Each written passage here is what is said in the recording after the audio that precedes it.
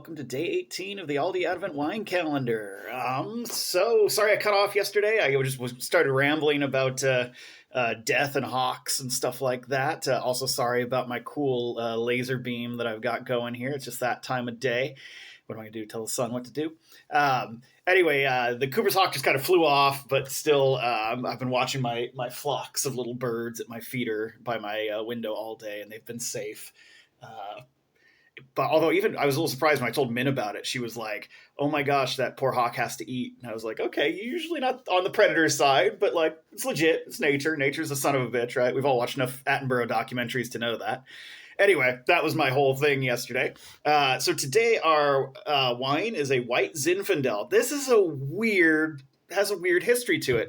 So the Zinfandel is a really rich, sugary, really full-bodied, dark grape, and it makes a really rich red wine that you can get up to like 15% alcohol without any effort.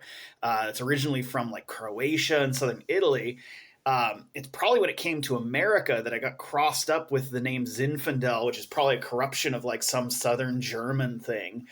So like just the etymology of it is really weird. And the weirdest thing about it is, like I said, it should make these red full-bodied wines, but what would that be? About 80 something percent of the market is white Zinfandel, which is a rosé, which we've been over rosés before.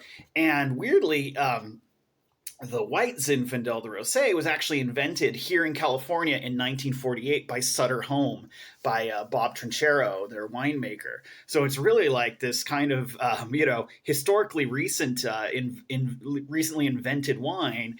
And that's also why it has kind of a bad name. In the 80s, Sutter Home, who makes most of it still, marketed it as, sort of the cheap, box wine, the ice cube wine for live, love, laugh moms, right? And so that's kind of the reputation that Zinfandel has, and thus, and that white Zinfandel has. So that's kind of the thing. I'm kind of want to go track down an actual full red Zinfandel and see, what that's like.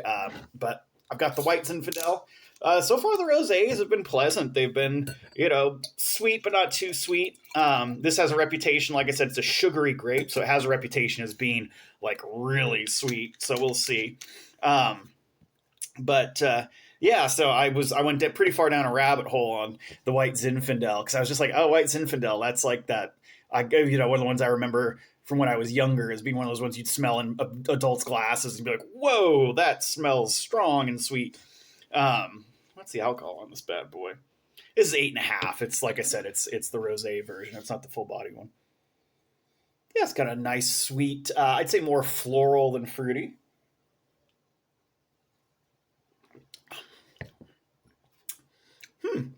Not terribly sweet. A little sour. Almost no body. Like real lack of body on it.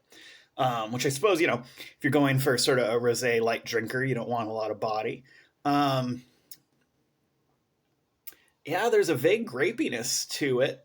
I'm not getting a lot of other notes. It's a real, it's almost watery. Not feeling this one. Not even sweet enough. Like I couldn't put ice cubes in it. I feel like I would just be drinking water at that point.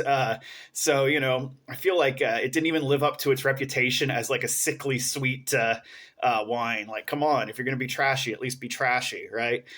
So I'm a little disappointed here in the white Zin, especially after all that gosh darn research I did. 3 stars. Fuck this wine. Like and subscribe.